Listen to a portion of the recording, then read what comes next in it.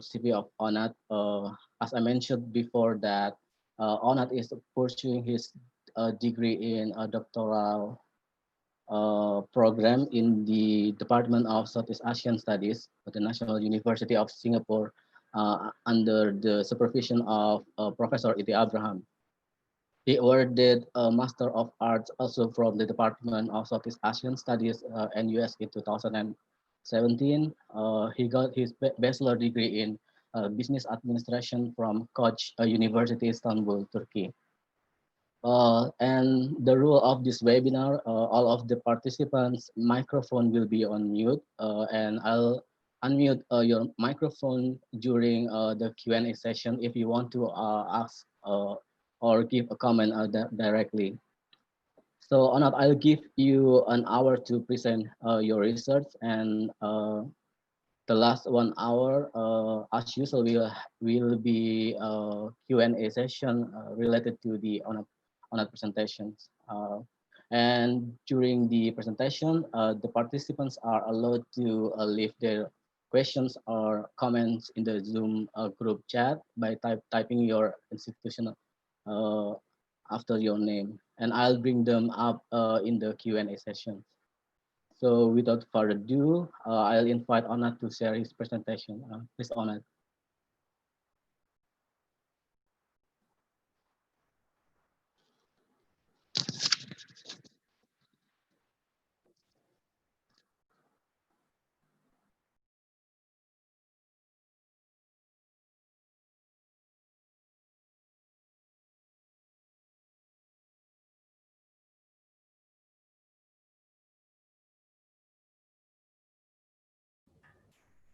Hello, hello.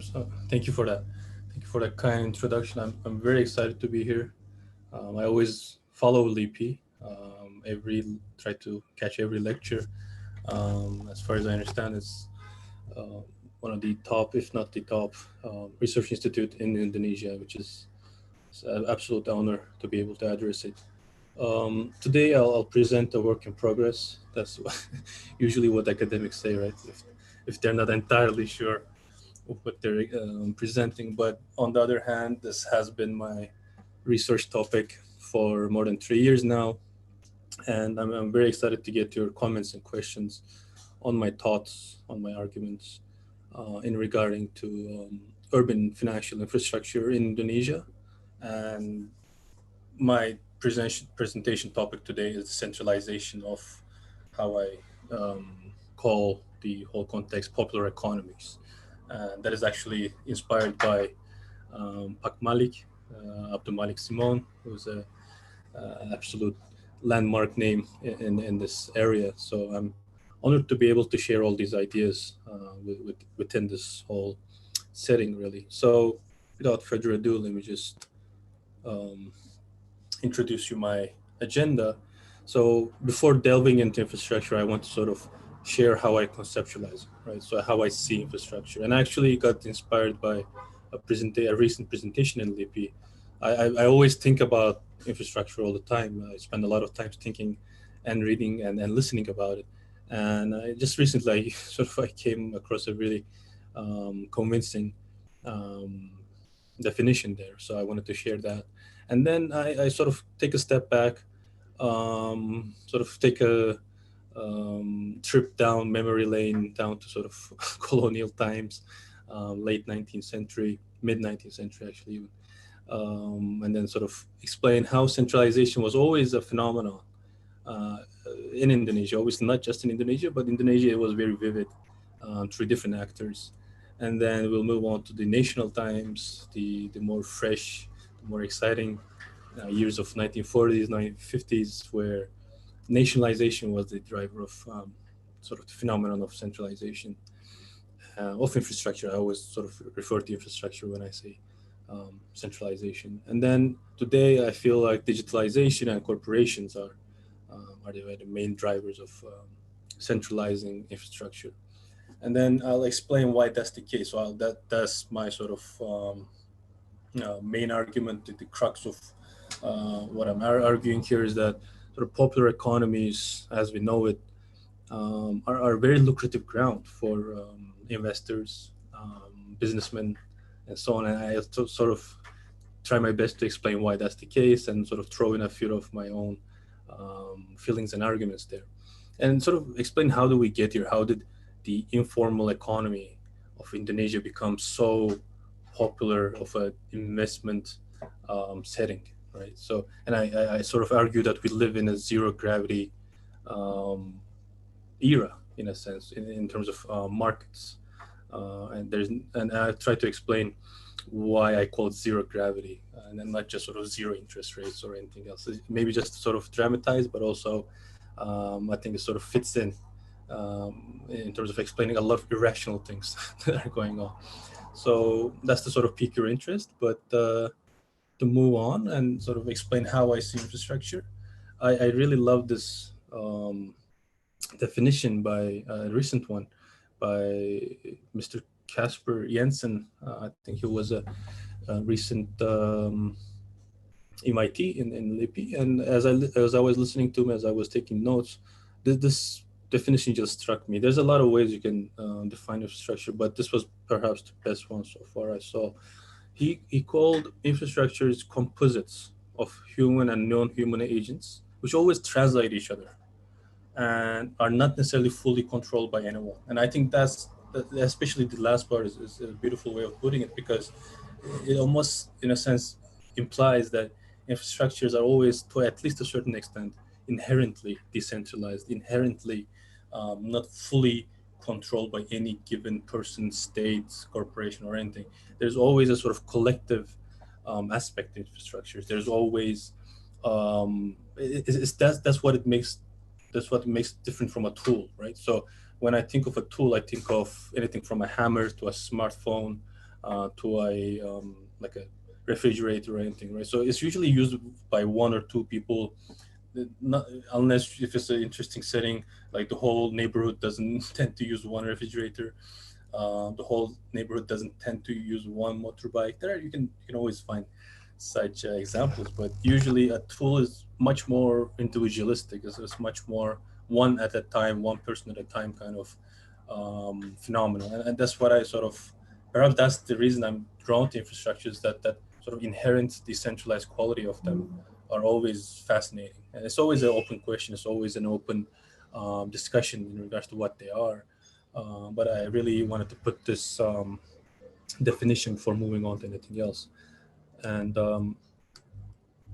so that's really to explain why I really love this definition. Is that it sort of brings me to say uh, any infrastructure is neither completely centralized and neither completely decentralized, and the power relations within infrastructures are neither completely top down or nor completely bottom up. And that is almost like a disclaimer as well. Like, so whenever I talk about centralization in the coming slides, I never mean 100% centralized or 100% decentralized, but sort of the tilt and the sort of the power plays change over time. Sort of the the main actors change, and they, at least their sort of the the propensity within sort of, let's say, socioeconomic times change from being more decentralized to centralized. And let me sort of illustrate that. So on the left, we have this gentleman, this colonizer from the 19th century. The name isn't important. He was the person who pretty much laid the groundwork for railways in Indonesia.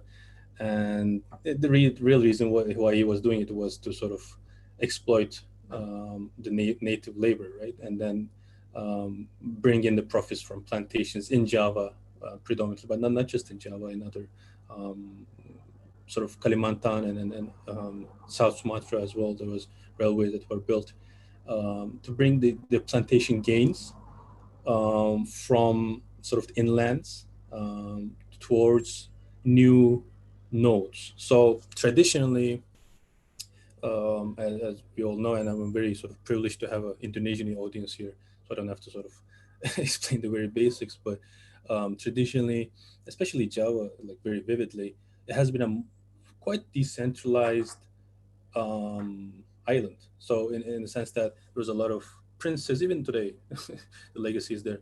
There was a lot of princes, kingdoms, which obviously interacted with each other, which obviously traded with each other. But there was no necessarily like a capital city of Java or something. So the power was sort of distributed, and the logistics were much more coherent with nature. So people moved through either sort of natural pathways within mountains or more predominantly rivers.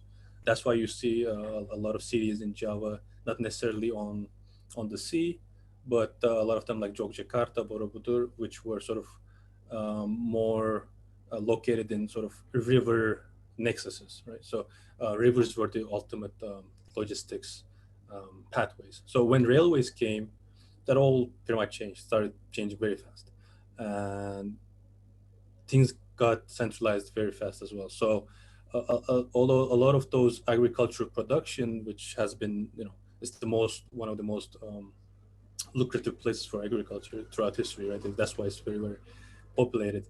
A lot of those gains started being funneled into a very small place of an island, which is called Batavia or Surabaya, but sort of one or two nodes within the whole island. Um, and Batavia is still there. And let me check the chat. Okay. Just checking the chat as well. So when you look at Kota Tua in Jakarta, is still like you feel how out of place that colonial setting was, right? So it was this sort of foreign Amsterdam looking setting that was built as a node carrying profits and gains towards the colonial metropolis, which was Amsterdam. Right? So the reason I mentioned that is centralization has always been the case in any era of industrialization, and this has been the case for any country. And Indonesia is just super vivid. So this is like 19th century, right? And then sort of moving on. And yeah, so like, the reason I mentioned is that um, it's really hard to say this is the day industrialization started, but I think construction of railways is a very apt reference point for initiation of sort of early stage industrialization, and plantations is a key word there. And you can imagine this as sort of 1830s onwards, so mid 19th century onwards. And to mention the railways that were built back then, the rail network, let's say, was larger than what is existent now in Indonesia, which is quite impressive. Like I took a lot of trains in Indonesia throughout my fieldwork. You have a very um, strong rail network, but like that's even smaller than the time, like early 20th century rail network that you had back then. Different reasons that it got smaller, Second World War and so on, but um, this is not a small network, so to say. And what happened is that in a traditional decentralized island, all routes now led to Batavia. Right? So, and again, centralization isn't a modern phenomenon. It's not an industrialization phenomenon. The reason I sort of use that proverb almost is that, you know, Roman Empire did the same as well. They tried to centralize everything first around Rome and then around Istanbul, Constantinople back in the time. So, the, sort of big powers have this sort of tendency to accumulate power and profits and revenues and everything else, whatever is being traded, onto very small, as small nodes as possible, almost because that's where they can sort of control the whole network through one node. So if you control the metropolis, you if you do have control over the empire, you control the whole empire. So that's sort of the inspiration here, right? So through one node, being able to sort of both profit from, but also sort of be able to exert power over a whole vast network, which you don't necessarily touch every time, but through certain nodes, um, sort of be able to control what's going on. And then we have the national era, 1940s, 50s, with Sukarno, who was a revolutionary and sort of founded modern Indonesia. And he had the sort of very strong tendencies to centralize infrastructure as well. And given the topic today is financial infrastructure. Um, One of the examples I like to give is the central bank. The central bank didn't necessarily exist before. It had, similar. There were similar institutions before, but it was never called a central bank, or it never had the same um, power that it had after being founded in the 1940s and 50s, moving forward, and also other development banks as well. So, and then one of the big incentives for that was oil revenues, among other things, but oil revenues and sort of the foundation of Pertamina. So what you see is that a government that is now controlling a vast, one of the biggest countries in the world, being sort of very interested, very motivated to bring all the revenues from around the archipelago towards smaller nodes. This could be Jakarta. This could be perhaps other points in bigger um, islands. It doesn't necessarily all have to flow into the capital, but even just centralizing sort of oil production around just the Real Islands, for example, that's also a very sort of centralizing phenomenon as well. So you have this now, the same phenomenon being played out with different actors, sort of even antagonistic actors and anti-colonial actors who fought against colonial powers and founded Indonesia. But at the end of the day, the phenomenon remained pretty much the same. So, um, what happened now is that the profits did not flow from um, the archipelago toward the colonial metropolis, which is 10,000 kilometers away. Now it flowed into metropolitan areas, which was now the capital city, Jakarta. And this wasn't just a financial phenomenon, as I mentioned. So conscription started, architecture became much more centralized as well. Now you had like, when you think of like Jalan Sudirman and all these sort of the whole sort of ethos of the architecture is very very centralized, right? So you have this sort of whole bringing everything towards a national center kind of notion, and a lot of things that were done back then. And this of course was the case with manufacturing as well. uh, Indonesia has been attempting, with some success and some failures, at becoming an industrial powerhouse. During some times it was successful, during some other times it wasn't. And perhaps, I'll go into it in a minute, but one of the reasons that some failures were the case was a lot of the manufacturing was tied back to the central government, which was the key actor in distributing incentives. So uh, I always sort of refer back to sort of South Korea, China, Japan, because they're sort of comparable, even though very very different stories, but at least in this sort of small realm, comparable, as just to sort of compare and see what went well there and what didn't went as well in sort of Indonesian context. And what I noticed is that um, the discipline of pushing factories and manufacturing families, perhaps, or corporations, was lacking. So in South Korea, for example, a lot of big conglomerates were severely punished if they didn't meet export-oriented growth targets. But in Indonesia, not necessarily, or they were severely rewarded in South Korea. Because I give South Korea as an example because it's even closer in terms of growth trajectory and in terms of era to Indonesia. They were severely rewarded, or like very well rewarded, if they did well, in different ways. It could be like extra tariffs to make them even more comfortable, or it could be more advantages in terms of taxes and so on. But in Indonesia, what happened was, because if it's a big archipelago as well, this is also very important to bear in mind. There's a huge domestic market, so that was always too tempting for corporations, big families, to just sort of depend on the archipelago and not to be too concerned with like sort of export trade. And that's what I also noticed in my conversations with sort of tech companies in Indonesia. I tend to meet a lot of them through my field work and other sort of trips into Indonesia. Um, a lot of times they're not too concerned with expanding globally, because even if they just start off from Jakarta and then to Java and then just to expand into other islands in Indonesia is so lucrative and it's so tempting that going global isn't necessarily on the top of their agenda. Whereas, for example, another extreme example is Singapore, where almost everything is inherently global because the domestic market is so small. Like from the airlines to like, there's no domestic flights, right? So there's no purely domestic companies in Singapore, except for maybe like very small ones. So geography plays a role, demography plays a role. But if I have to sort of pinpoint one reason, perhaps, let's skip to the next slide. Uh, like the key reason I feel is that sort of high value added export industry wasn't sort of pushed to compete globally and innovate to sort of keep up with the innovations at the time.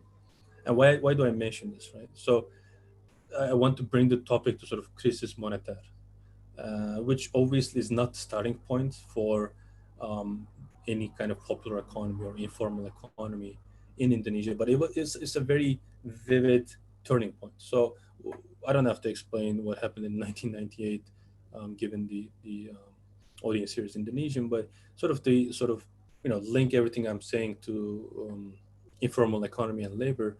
Um, a lot of times, uh, a lot of sectors, let's say, um, that change throughout, let's say, 1998 to maybe 2001 to the sort of chaotic era was sort of like a temporary era, and a lot of um, sort of shifts in labor was sort of optimistically thought of as um, temporary, and people would go from manufacturing jobs to perhaps being as in the previous slide, sort of object drivers. But when things became better, they hopefully would become manufacturing like sort of workers as well, which crisis monetaire was dealt with.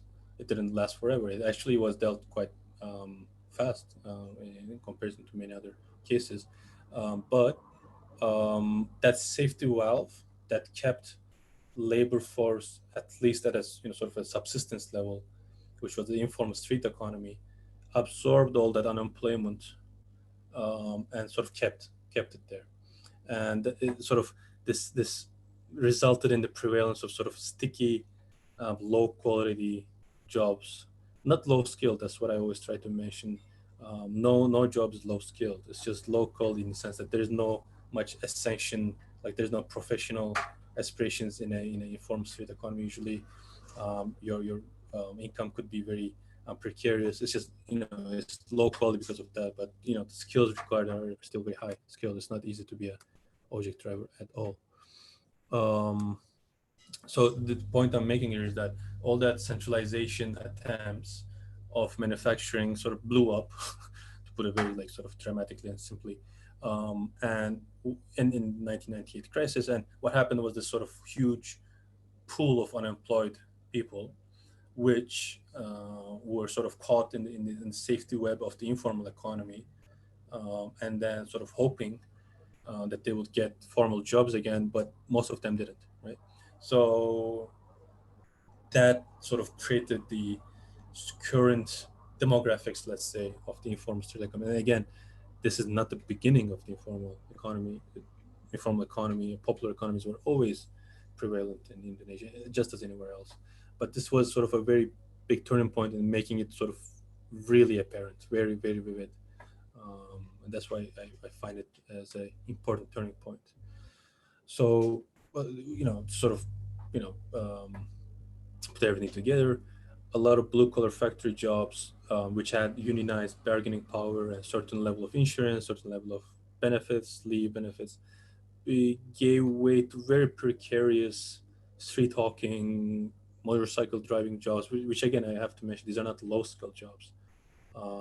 You have if you ever had, I'm sure you all did, like sort of street food in Indonesia, you see how good it is. Or if you ever for the international audience, whoever is um, listening, if you ever took an ojek ride, you see how skilled they are in how they navigate traffic. It's very precarious in the sense that it's low quality, but it's never low skill. So that's one sort of disclaimer I always try to mention. Um, these sort of temporary jobs, so called, they just stuck, right? So, and what happened also is that a lot of centralized nodes of production became quite decentralized. So, um, the street economy almost inherently is very decentralized. Every object base, hosts maybe 5, 10 maximum, usually 2 or 3 um, drivers, like street hawkers. They do have groups within each other. They do have certain very informal groups to which they take care of each other. But again, it's very decentralized. There's no like overarching body which does 5 years plans for them, or like policy making to like create less inefficiencies or anything. Like this is not the case in the street economy, right? So what happened was a lot of people in the centralized manufacturing sector went into a decentralized um, service sector. Again, sort of low income, low quality, yet a service sector. And that brings me to Gojek. So that's my key case study looking into Indonesia. It's like almost like a tool I use to sort of poke into the socio-economic realities of Indonesia. And again, I sort of put this sort of three pictures together as I did in the previous ones. Now the main drivers are not any colonizer or like a national revolutionary, but sort of a tech founder, like a technology startup founder who's Nadim Makarim, very good friends with Jokowi as well, also in the picture. So the reason I sort of, you know, jump into Gojek now is that in that decentralized street economy, um, there was nothing that really brought all that uh, financial infrastructure of informal economy together. So there was no necessarily a central node or any platform. So Gojek saw this, so the founders of Gojek saw this as an opportunity, and pretty much all their business model depends on translating this decentralized infrastructure into a centralized one. And this again sort of is a throwback to the earlier definition that I had about infrastructure, which is there's a sort of constant translation of um, centralized to decentralized, and sort of this almost constant power play between the key actors. So now Gojek became a key actor in the street economy as a digital translator in a sense, and it stuck. It stuck very well. People now, as you see in the slide, are naming their kids after Gojek's fintech um, company, GoPay. It's a very popular company, not just in Indonesia, but sort of whoever follows the global south technology scene. Everyone knows Gojek, like even in Turkey, when I have conversations in the tech sector, everyone is at least aware of it. Some of them know it very well. And Gojek is even investor in some of the Turkish companies. So it's a massive phenomenon. It's a massive global phenomenon. It's absolutely not a local story. Um, and it was all built on the street economy. It was all built on the decentralized street economy, which was sort of um, which became massive with actually with the crisis monetaire of 1998. Right? Again, not to mention that informal economy existed only since then, but if you trace it back to the sort of closest breaking point, you find that a lot of demographics that Gojek depend on really just sort of took shape since then.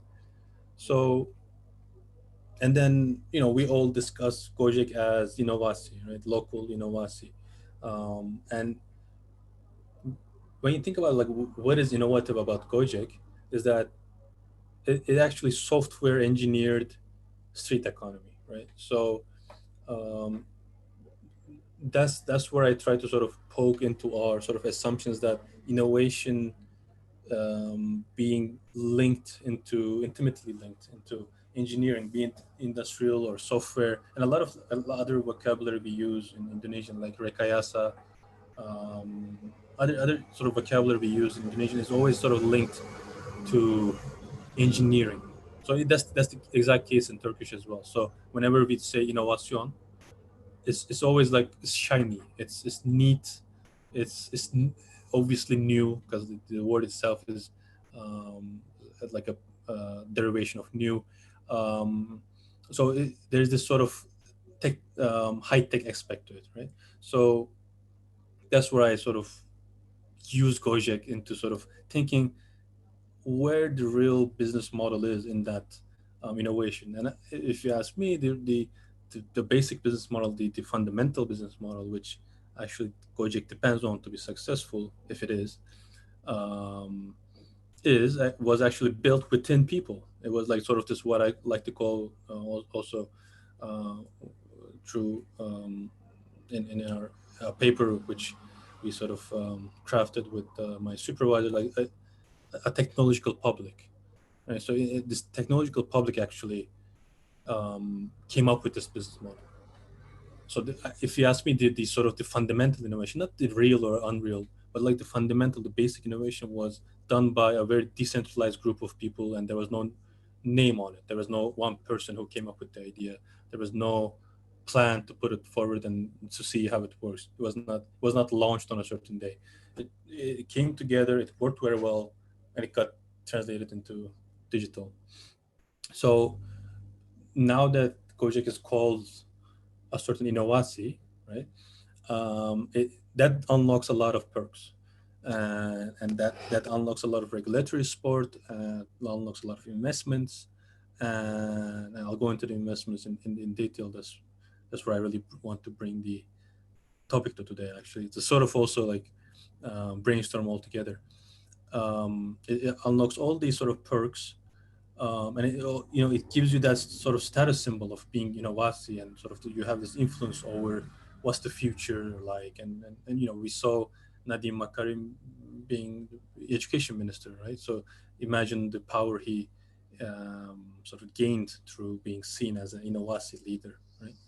So, and I absolutely don't mean that in a cynical sense. Like, he is an innovative person. How successful, that I think has to be discussed, but he is an innovative founder, and Gojek is an innovative project. But we have to realize that the fundamental innovation there, the fundamental business model, was built by a technological public, not in a garage in Silicon Valley like Apple was or something. So it was more of a translation rather than a complete invention. And you see, like, one of the cases of sort of perks, right, is that Gojek shouldn't be banned, right? Gojek shouldn't be touched because it's innovasi. I agree with Jokowi here. I don't think it should be banned, even though it's still on paper illegal, still. But this wouldn't be the case if there was no Gojek, and like there wouldn't be such claims by any president if Gojek didn't exist and people still sort of went around in sort of traditional objects, right? I don't think you would have a president who would be so enthusiastic about not banning Gojek, but they're very enthusiastic about not banning Gojek. So that's sort of the question I want to, a bit of an argument as well that I want to sort of put forward. Um, and then that brings me to popular economies, right? So I mentioned popular economies in the beginning. So in assessing economy like Indonesia, and this is true for many other important global South economies like India, Turkey, Egypt, Brazil, right? You have to be very sort of careful with your vocabulary, right? So just calling things informal or illicit or black market is, I think, a bit too easy, too convenient. We have to sort of dig deeper a bit. And when you do dig deeper, you come across the work of Abdul Malik Small, and he calls this sort of whole phenomenon um, sort of popular economies, right? Because in this context, an individual can be a formal employee by day, so he could be working at an office, and this is like that. There's so many cases of this, not just cherry picked examples. An individual can be a formal employee, a construction worker who has an insurance, for example, or any kind of office worker by day, but an informal worker by night. Could be a street hawker, could be a object driver, could be anything else. Could be like a casual tourist guide. In Bali you have such examples.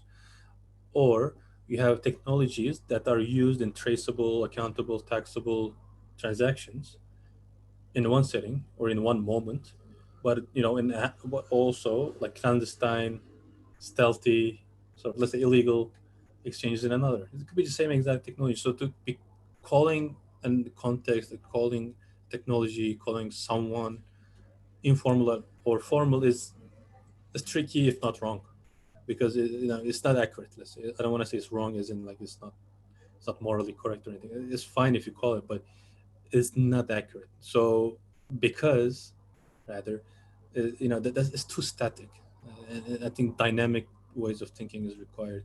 And that's why I like the term popular economies, because it sort of captures the various ways of informality is exposed um, throughout the wider socioeconomic context. Like it's much more dynamic. It's much more, and it's also a wider framework which lets me operate in a wider sort of conceptual framework, right?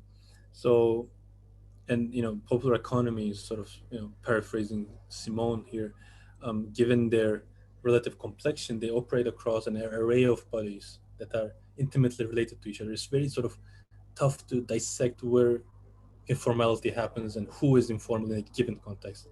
It's very tough. So instead of trying to go after that sort of rabbit hole, it's much more accurate and it's much more useful to um, sort of frame this whole phenomenon as popular economies. And when I think of popular economies, or let's say sort of informality, or marginal markets and so on, they are sites of societal upheaval. They are sites of abrupt, sometimes tragic movements. Could be migratory or anything else, political movements. But also, they're not just a mess, right? They're not just rudimentary. They're not just problems. They're also very, very anti-fragile. And this is a term popularized by the, let's say, the risk expert, the philosopher, in a sense, Nassim Taleb, who explains certain things, phenomenon, people even, that gain from disorder, right? So it's not a safety valve. Popular economics is not just a safety valve that is doing fine in crisis, but it's also it gains from crisis, right? It grows in numbers, it grows in experience, accumulated knowledge, and it creates and perpetuates irreplaceable, perhaps translatable, but I would say irreplaceable network effects, which serve vital roles, not just sort of casual convenient roles, but vital roles, as we saw in COVID-19. Right, everything was down and Gojek was operating, so they solve very very vital problems in urban societies, and like by sort of to put it even more clear, usually centralized systems, especially over centralized systems, are very fragile. They have um, uh, one point you can sort of take them down from, right? So you can think of a over centralized banking system, which ended up being very obviously fragile in the 1998 crisis. One crisis just brought everything down. A robust system would be perhaps let's say the Singaporean financial system, right? Or where you have like a lot of things that are going well, but not necessarily too many crises to let us test how strong it is, right? Maybe that's a bit outdated now with the 2020 crisis and how they're dealing with it, but maybe a better example is like an airplane, right? So airplane is very robust. If something goes wrong, there's something else to cover up for it, and if that goes wrong, there's something else to cover up for that. But it doesn't necessarily gain from crisis. It just kind of deals with crisis. Anti-fragile systems, they gain from crisis, and I feel like popular economies are anti-fragile because um, the more pressure you put on them, the more stronger they get. And usually, if not all the time, decentralized systems tend to be anti-fragile, and that's why sort of I'm drawn to them. I think they're much more fascinating. And it's much more tough to sort of find all those anti-fragile features of them, and this is a sort of an attempt to explore that as well. Um, in so sort of illustrate that anti-fragility and its complexity within popular economies. you know, you have within financial transactions, they're all tied to sort of familial ties, complex friendships, like slightly business partners, and this, think of it as like a very basic level, right? You could be a friend, could be a business partner at one point, but you could depend on them emotionally in some other way. You could be liable to them. Maybe you owe them a bit of money. Maybe you want to sell something in an ad hoc context to a tourist, and then you have a unexpected fortune coming from somewhere. So there is always these sort of dynamic nature of popular economies where you cannot really put people into neat brackets of, okay, this person is poor and unfortunate, and this person is the exploiter. So, and sort of one case study I found through my fieldwork, and which is I think a beautiful loophole that the Gojek drivers found within the sort of complex popular economies, is what they call is the hoax fake GPS, right? So I took these screenshots back when I was using Instagram last year. Um, I think it's a great case study of like sort of flipping our assumptions of exploited and exploiter in informal or any other economy. So what happens here is that, sort of, put it in basic terms, um, Gojek has an incentive system for their drivers, which has been the case since the beginning, and it's always, they depend on that to keep bringing back drivers onto their platform. So what Gojek does is that if you complete 5 rides as a driver, it gives you, I think, 25,000 rupiah, at least at the time. Um, and then per ride, Gojek gets a commission of 20%, right? So what happens in a usual context is that you complete rides and then you only pay 20% of your commission, and upon your profits you also get a 25,000 rupiah bonus. What these drivers, a lot of them do this, um, found out is that they can switch the, let's say, what is this, like a sticker, but it's also like a, it's like a chip, actually. It's like a chip sticker on their helmets and jackets. They have two of them, one within the helmet. They just take it off, they just remove the sticker and put in a new one, which they did them themselves, which speaks to the ability of them, actually. And another one just on their collar, and they remove that and they put in their own sort of do-it-yourself chip. And what that chip does is automatically starts completing rides. And you might say, why would they want to complete rides if they're paying 20% commissions? Is the reason is that Gojek gives incentives, and for every 5 rides completed, and usually they do like low cost rides. Let's say the ride is, one ride is costing 9,000 rupiah. um, 20% of that is 1.8, right? So let's say 2,000 rupiah.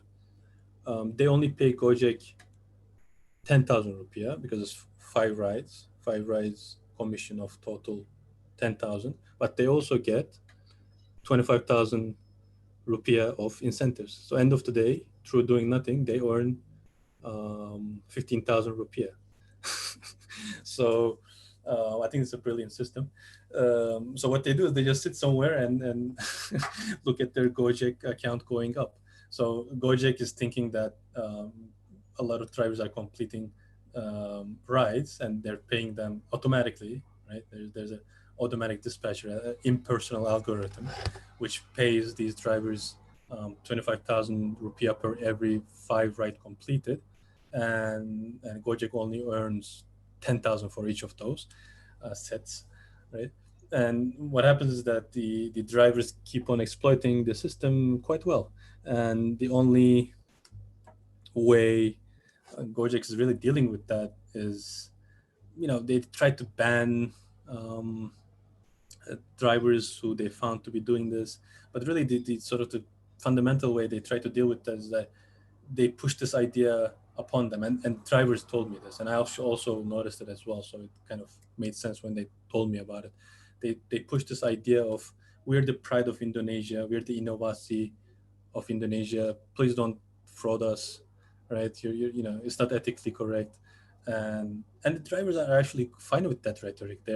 They like Gojek. They're not against Gojek or anything, but or they it's not like they don't think Gojek is the pride of Indonesia. If you speak them, like especially just in a beginning of a conversation, they're always, not always, but 90% of the time, from my experience, they're very happy about Gojek. But on the other hand, like the thrill and the immediate financial benefits of doing this hoax GPX trick is too lucrative for them, so they just keep on doing it. And why I bring this up is that within this sort of popular economy context, it flips the hierarchy, the usual sort of, you know, maybe the ingrained hierarchy in our heads of exploiter, the company, and the exploited, the laborer, and it on its head. Now the laborers are exploiting the company's incentive system, right? Quite well actually, and the company is almost helpless in front of them, and that's why I really love this case. And it's really, you know, it's almost reminiscent of when Michel Foucault speaks about power as a web of interaction, and it's not just like top down, as in my opinion Marxist literature wrongly depicts. Power is much more of a relation, is much more complicated, it's much more intricate than just saying, okay, these are the powerful ones, these are the powerless ones, and one day the powerless ones will topple the power. And like this sort of self-serving prophecy is, first of all, it's too simplistic, and it's just, and it's also not practical in real life. And by real life I'm really referring to, let's say in this case at least, popular economies, right? So, and the Caldera, uh, academic from Brazil, she does a beautiful work, a lot of work on popular economies as well. And she, through her own examples, illustrates, in a sense, like similar to how I gave this case study, all these transversal engagements between how we sort of imagine inequalities, how we imagine dualistic oppositions, how we imagine regulated versus unregulated, right? So, or what is legal and illegal. So, she does a beautiful job of complicating that simplistic dualistic oppositions. So that's the key reason I wanted to give this example, is that you, as much as Gojek translates and centralizes the popular economies, the engagements within the popular economies always remain transversal, always remain complex, always remain non-dualistic. It always remains very, very complex, which is, I think, that's the beautiful part of it, right?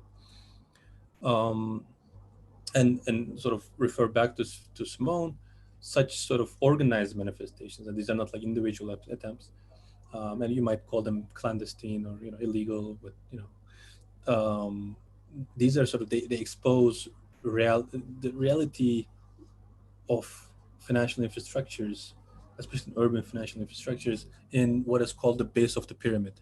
So the base of the pyramid is this sort of popular rhetoric, especially in business schools, that that's where the opportunity is, that's where the big growth story is. Let's just go and centralize this um, you know, bunch of 3 billion people in the global south and sort of bring them onto digital world, right? That's rhetoric in business schools. That place, let's say, wherever that base of the pyramid is, and sort of the, let's say, the urban poor, in other words, is not, it's not a rudderless place. It's not an unsanctioned, unacknowledged, unaware place. There, people in this um, sort of zone, economic, socio-economic zone, they have a lot of bubble. They have a lot of power. They hold a lot of social wealth, and that social wealth is not necessarily, you know, cash perhaps, but it can be a lot of knowledge. It can be a lot of experience. It can be a lot of courage sometimes, you know, because maybe they feel like they don't have much to lose. They just like to play around with these systems because it's just very attractive, both financially and also maybe emotionally as well. That's this sort of, you know, things that I don't have super you know, great expertise of, but I can sort of infer certain things.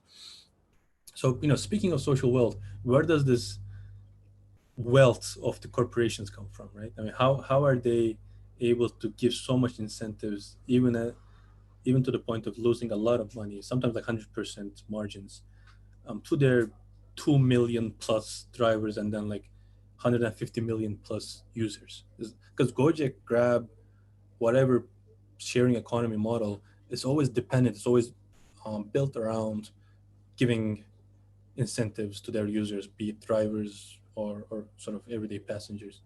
So where does that wealth comes from? Because I'm talking about being exploited, right? And you might think that how far can that go? At one point, the company should go bust, right? That's where things get really interesting. So I saw this quote, I think a week ago, 2 weeks ago, and I was just looking at the screen in awe. like this was from it was really just very, very recent. I saw this quote where Grab's financial director, he said, "We don't have a timeline to profitability." And this is a company that is 8 years old, has been funded billions of dollars, operates in 8+ countries, has the top talent of Singapore, top talent of actually most of other top level countries which have grow tech talent. Like they have a lot of smart people inside there. And you have this quote which just sort of flew by a lot of people's heads, but I was really just sort of staring at it for like 30 seconds, trying to I almost slapped myself saying that, oh, am I reading a Maoist communist manifesto here, or like, what kind of approach is this towards a so-called capitalist model? How do you not have a timeline to profitability? So that's to sort of pique your interest, and I'll stop there. Moving on to next one from Gojek, which is my key case study. I was listening to Nadim Makarim's podcast, which is an awesome podcast. Like he's very, very candid about all his experiences, almost to the point of like being overly humble, maybe. Like it kind of comes through. Um, and in one point, towards the end, they were discussing about this profitability issue, right? So, and for all the in the audience, just let me tell you, Gojek and Grab has never churned a $1 of profit yet. They're always in loss-making zone since whenever they were founded, like 5 or 10 years. 5 years for Gojek, 8 years for Grab. In one of the podcasts, he mentioned, like, this is sort of verbatim transcript, in all our fundraisers. So in all the times that they go to investors and say, okay, we need this much money. Apparently, they always assume this is the last fundraise, but it never is. It never is, right? So there's a sort of almost like free flow of money into these companies. And again, this is again to perhaps to pique your interest. Like, how is that possible, right? Let me just check the chat. Yeah. Um, how is that possible? So that brings me to, so again, this whole conversation came from the whole idea of incentives, right? Where does all this money for incentives for drivers come from? Well, in my observation, it comes from living in a zero interest environment where capital is looking for opportunities of growth. So not necessarily profitability, not necessarily development, not necessarily um, projects that are bettering our lives, but capital, because there is no money to be made in traditional money market funds or anything, is now looking for um,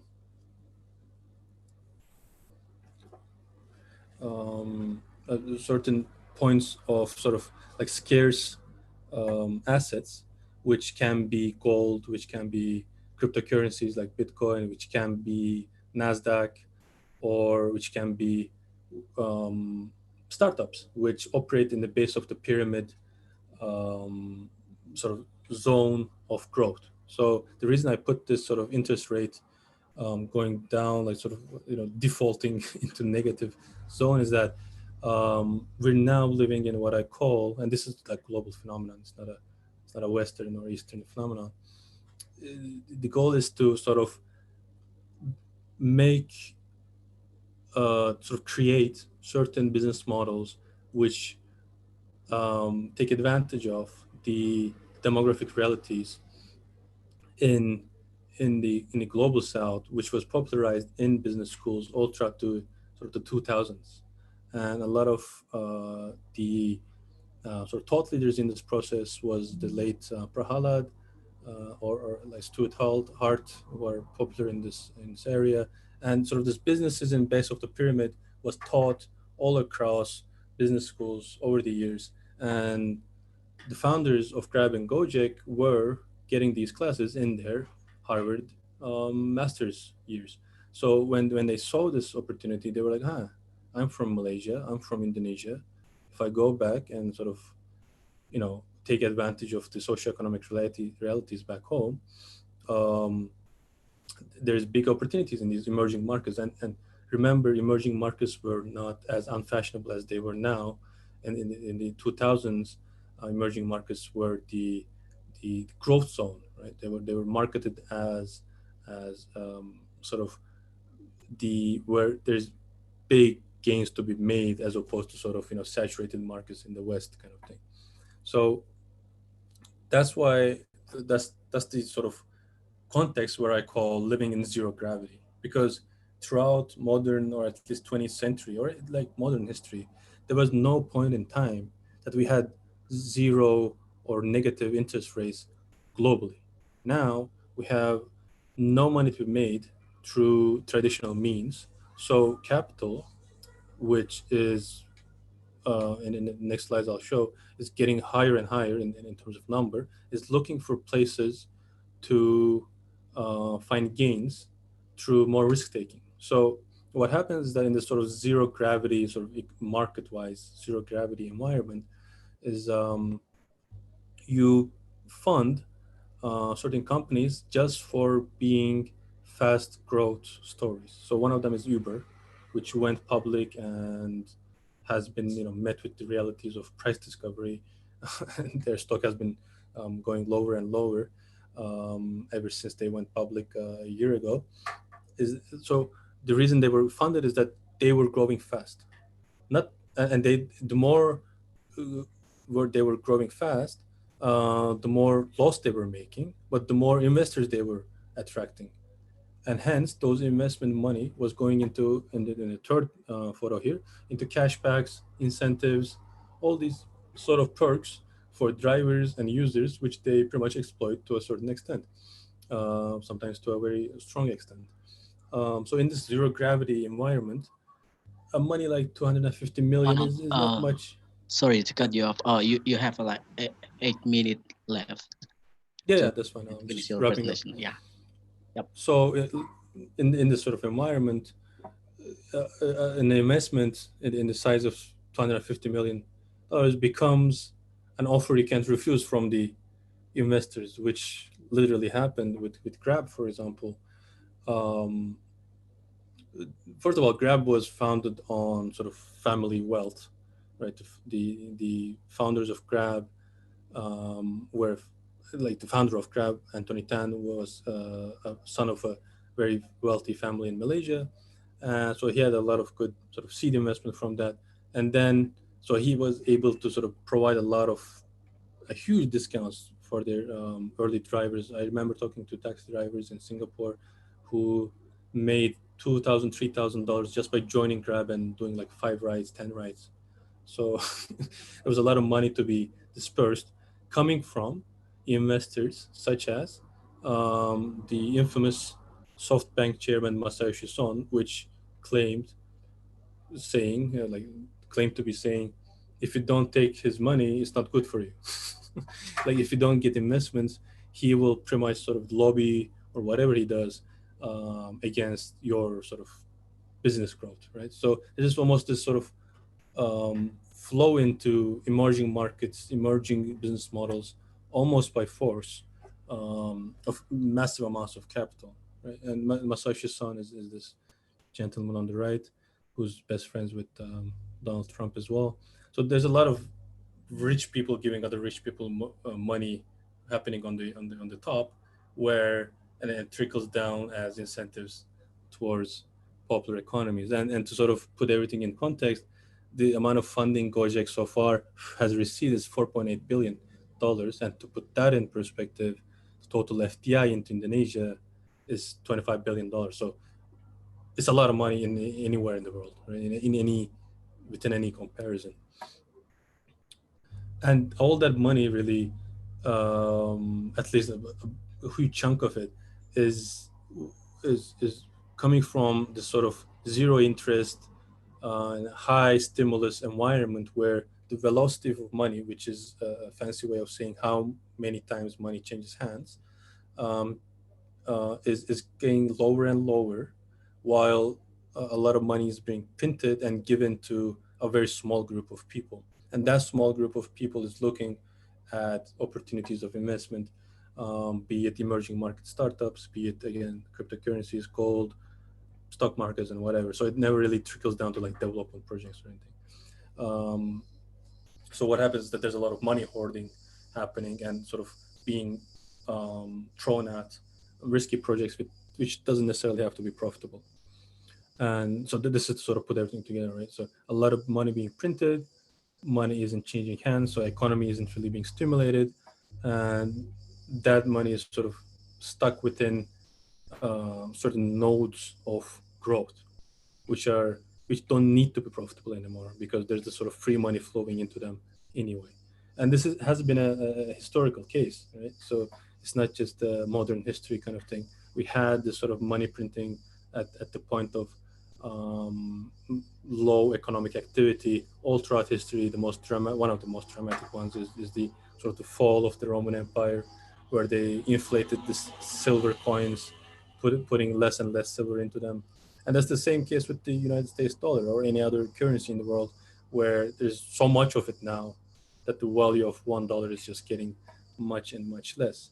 So that's sort of the macro perspective, right? So that's to sort of pique your interest in um, explaining where does all this money come from, where does all these incentives comes from in the first place, before the popular economy can even exploit it, right?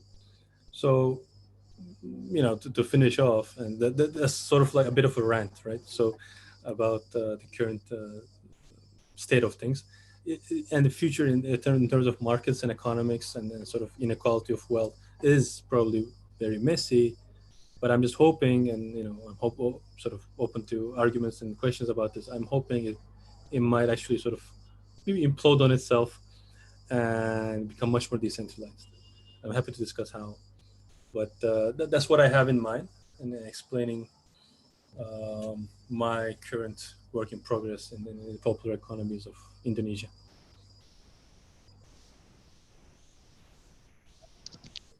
Okay, thank you, Anat. That's a wonderful presentation. Um, yeah, there is some a new there are some a new concept that I got from your presentations, like a popular economy, and also maybe some of you know about a gig economy. That's also emerged in the when we talk about the popular economy. So yeah, before we run the Q&A session, I suppose to give an opportunity to our director, Ibu Ganewati Wuryandari, to give a speech. Ibu Ganewati Wuryandari, over to you.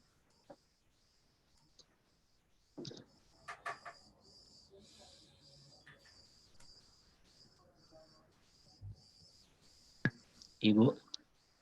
Okay. Sorry. Okay. Can you hear me? Yep. Yeah, Ibu. Okay. Uh, Good afternoon, everybody.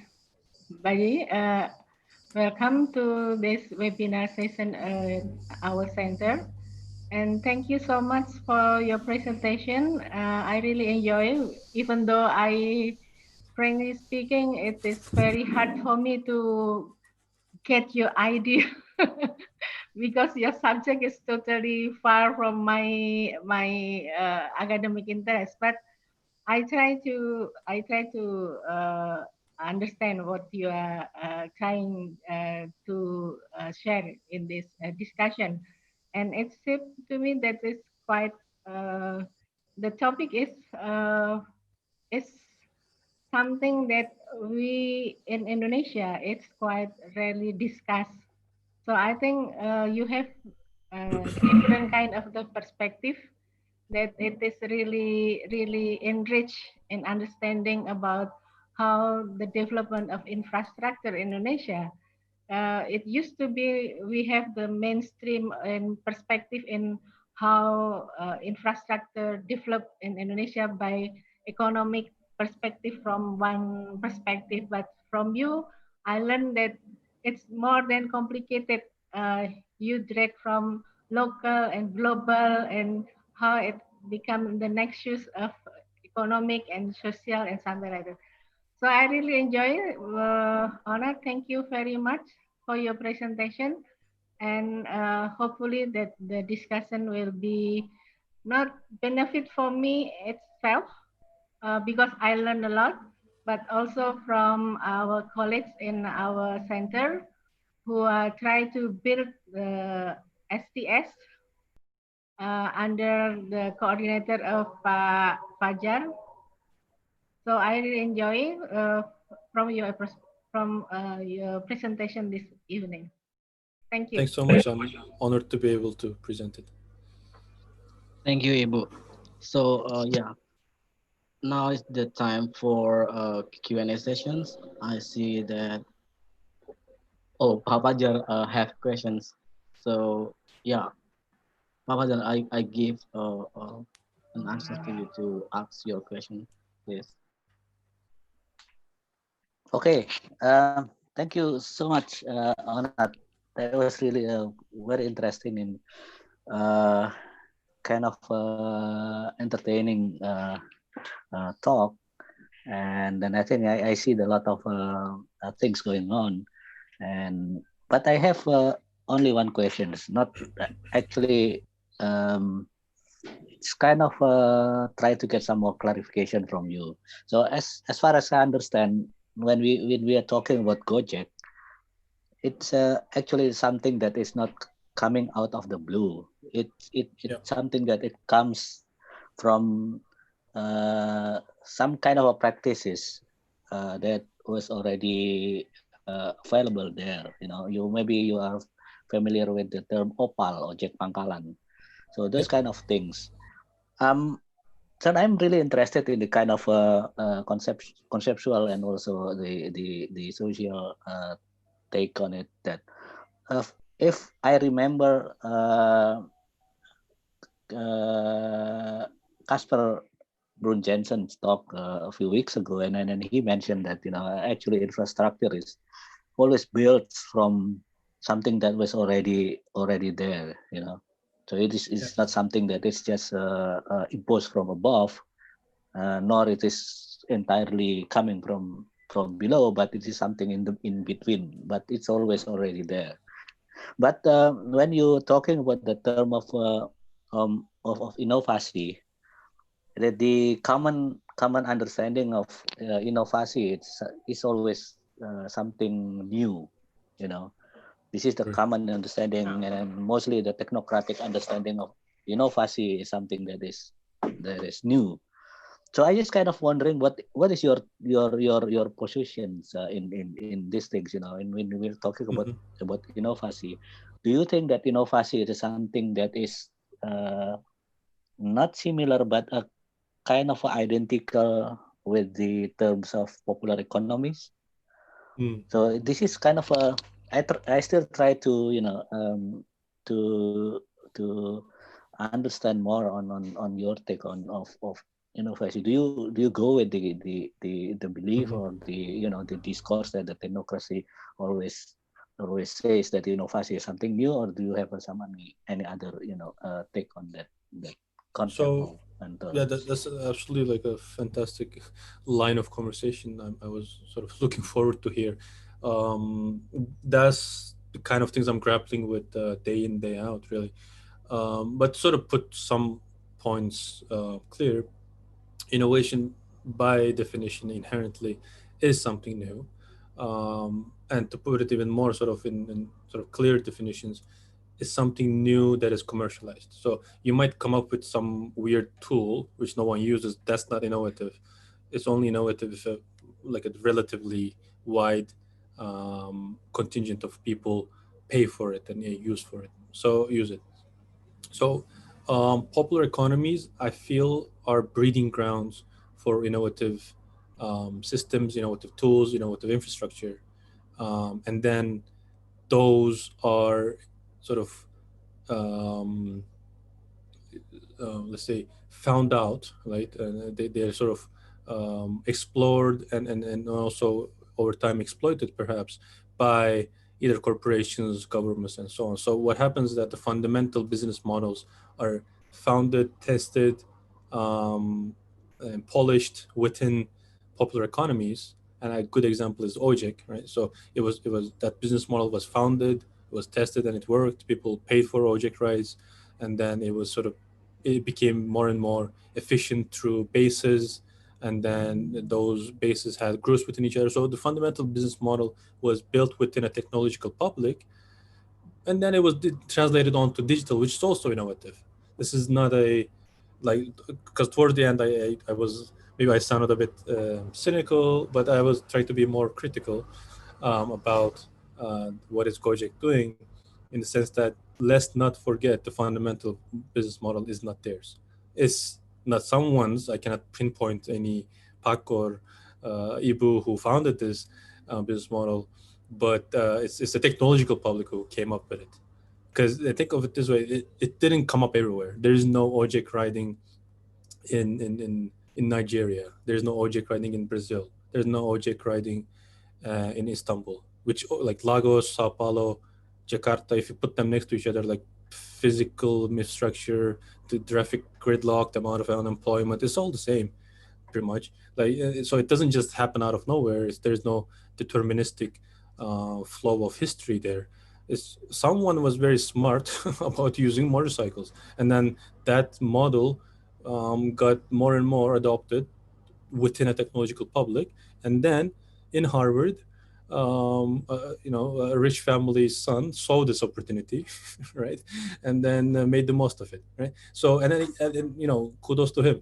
And that's awesome work. I think it's a very meaningful project. It would be even better if it was profitable, but the fundamental business model is not his, and he never claims it is. Not to say, like, I'm not saying like he's pretending it's his, but end of the day, in the media, like you can see any podcast by Nadim Makarim or any interview, he's always very clear about, I didn't find out this business model. But in the media, he's sort of portrayed as like, I don't know, Indonesian Steve Jobs, right? Like Indonesian whatever inventor. He's not. Like, he's more of a very good businessman, I would say. So instead of like an inventor or like an innovator, I would say. So that's my take on it. So popular economies are the breeding ground of a lot of very useful innovations, which are found out and sort of taken advantage as sort of very scalable business models. Thank you, Onat. Pak Fajar, do you have any like follow-up question?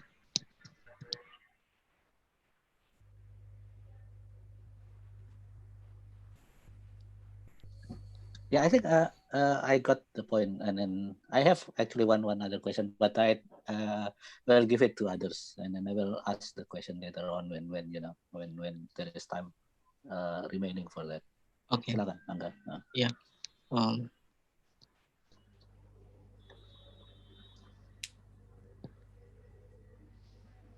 So, yeah, I don't see any question in the Zoom chat.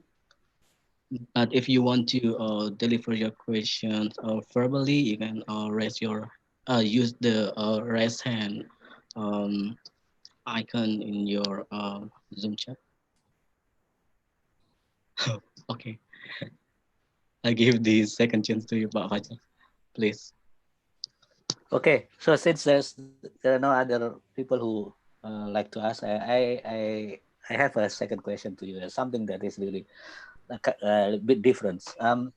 In your talk, you didn't mention about regulations, and I think Mm-hmm. part of the answer that I think to your question, why, for example, like there is no Gojek kind of model in other countries, it deals with also with some kind of regulation about the use of motorcycles. And then I think this is a very also influential factors, not Yeah, only in terms of business model itself, but also exactly. some kind of legal systems that becoming a part of the co-production, processes in creating this kind of emerging economies. I think. Right. Do you have any thought on this kind of Absolutely. I'm so glad legal you brought that up systems? as well. Thank you for that question. So that actually lets me speak about something I wanted to. Um, in other presentations, papers, I always sort of, to make everything perhaps in a more categorical, clear way, I say there are four um, contexts which Gojek builds upon. So four enablers, let's say four conditions of possibility. One is sort of physical infrastructure, sort of the traffic gridlock, and that sort of incentivizes alternative methods other than the car. And then there is sort of technological infrastructure like smartphones, which are cheap, and then cheap hardware in terms of motorbikes and gear and all that. And then you have social infrastructure, where you have a vast unemployment pool, or let's say informal economy pool, as I mentioned in this presentation as well. And then the last one is bureaucratic infrastructure, where I say, given the the practical applications of regulations in Indonesia are such a mess, right? Because whatever is in the law in terms of OJEC is not applied on the streets. That's actually absolutely great. That is a breeding ground for innovation, because in a strictly controlled, clean, neat, beautiful place like Switzerland or Singapore, you don't have these innovations because people are not led to be experimenting with their own sort of popular economy innovation models. Which, I mean, Gojek riding doesn't harm anyone other than public transport or anything else. Like the usual reasons for them to be banned is conflict of interest, actually, not public health or anything. So the fact that Indonesian let's say police and so on, whoever is on the street, lets Gojek driving happen, even though it's illegal on paper, actually let Gojek happen as well, which is great. Like that's why I'm drawn into into this context, because there's these experiments going on, rather than everything being crafted and neat and that and that's why there's this sort of always this soul searching, and this is not to hit on Singapore in any way, but there's a soul searching in Singapore, like why can't we innovate like local business models? Like there are great companies coming out of Singapore, obviously, which are even more profitable in some ways and this and that, but they're never as exciting as the ones coming out of China or Indonesia or Argentina, Brazil. They're usually a bit more, you know, they operate on a higher level of more abstract, like fintech and this and that. So what I find at least more exciting is that sort of within that decentralized mess that is the street economy, these things are enabled, and that technological public makes the most of that. And that's why I'm fascinated by the ability of the Indonesian public there.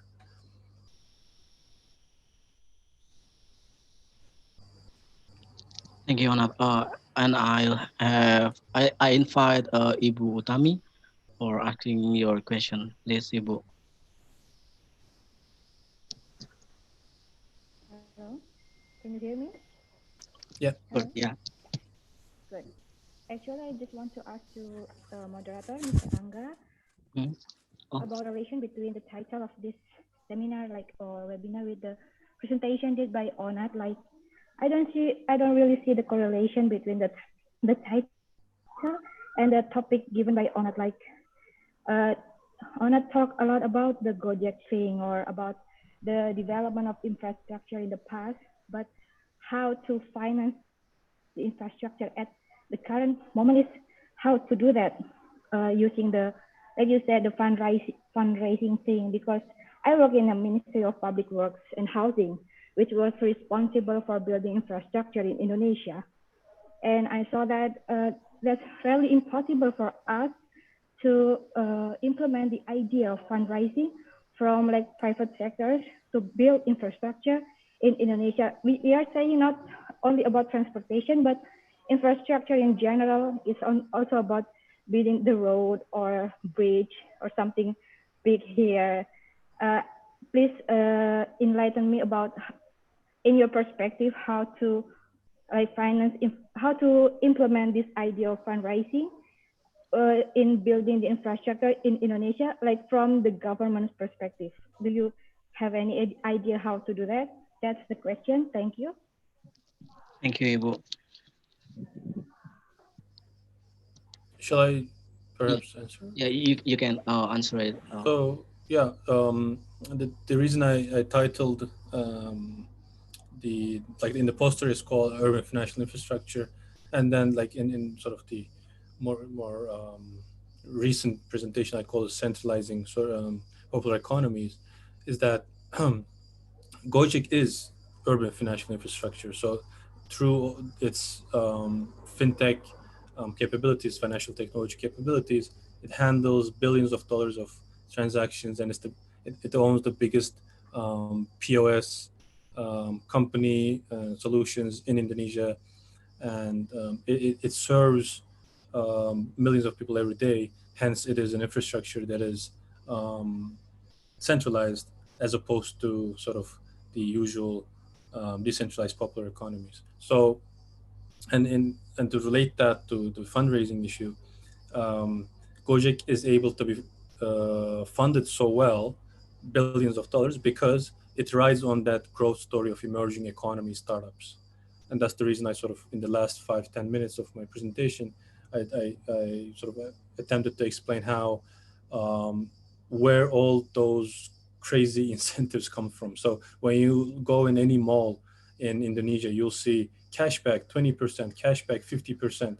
At one point, you have to wonder where does all that money come from. Some like there's no free lunch, as Americans would say. The free lunch comes from Japan, U.S., Europe.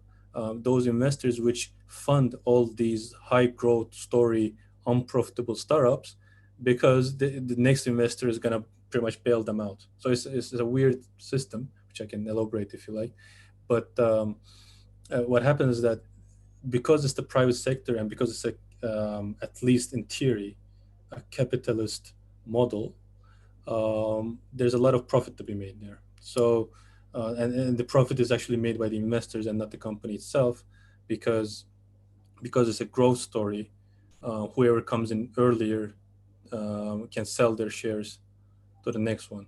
So that is not necessarily the case with some government projects, but it also sometimes is. Like when you look at how China or IMF is financing certain projects, they also have the same things in mind. So they see certain growth opportunities. Of course, an infrastructure like a bridge or road doesn't have the same return on investment as like a growth story like Gojek does, but they also have the same thing in mind. They fund a project which they believe is going to bring them returns, which is not necessarily profitable. Like usually through toll roads or building bridges, you don't necessarily even want to make profits. You just want to sort of have that infrastructure ready through different debt financing or fundraising. The goal there is to be able to, raise the money enough to build physical infrastructure. So in my case, the reason I titled it urban financial infrastructure is that that's the sort of most perhaps vivid and then sort of dramatic part. And also just to mention, perhaps, I feel like in the next 3 to 5 years, if not 10, I think earlier than that, Gojek will tend to merge with Grab and then become a financial technologies company.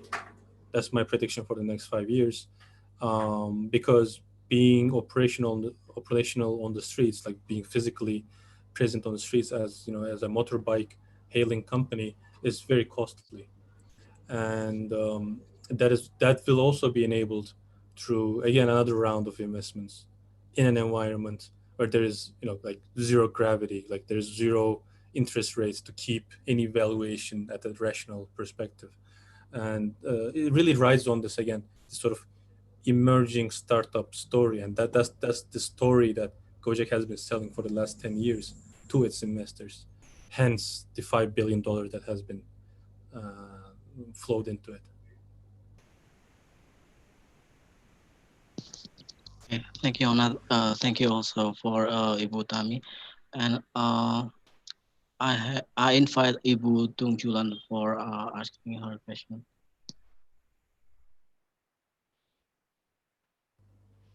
Okay, Ibu Tungjulan. thank you. Uh, I'm trying to grab to understand the discussion here. Uh, I'm thinking about, when you're talking about urban infrastructure, especially in Indonesia, it's you also notice probably that our industry also in the urban area.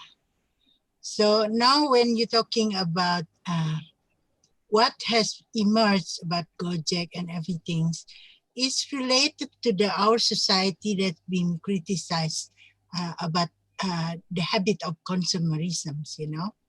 Uh, and like I was told also, that what developed now is only about food, medicine, and electronic. So when we're talking about this kind of trading, distribution, and the growth of transportation, I'm thinking more in the gap between the rich and the poor.